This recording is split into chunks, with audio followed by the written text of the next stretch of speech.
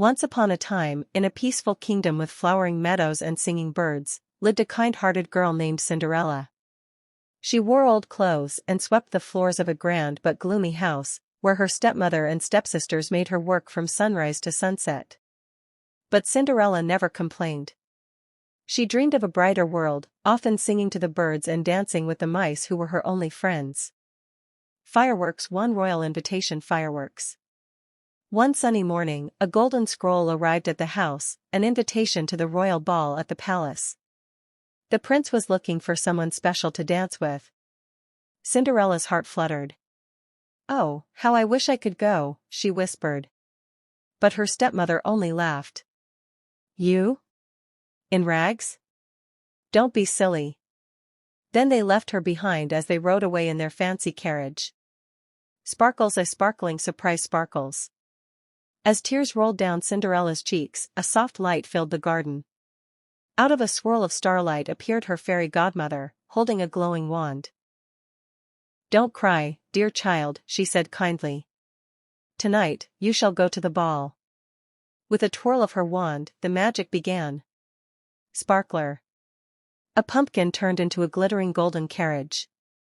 Mice became handsome white horses. Cinderella's old dress transformed into a sparkling gown of silver and blue, with glass slippers that shimmered like moonlight. "But remember," warned the fairy godmother, "when the clock strikes midnight, the magic will disappear. Crown a dance to remember. Crown." At the palace, everyone gasped as Cinderella entered.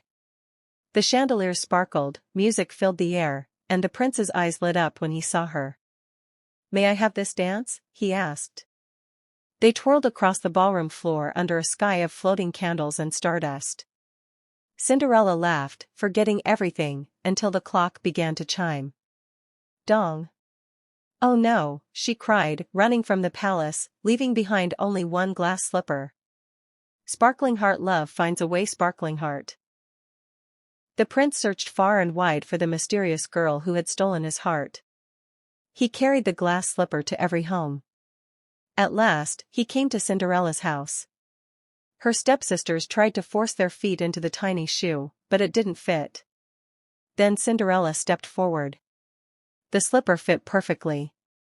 Rainbow. Happily ever after. Rainbow. The prince smiled with joy and asked her to be his princess. With a shining heart, Cinderella said yes. She moved to the palace, where her days were filled with kindness, laughter, and dances under the stars. And whenever she looked at her glass slippers, she remembered the magical night that changed her life forever.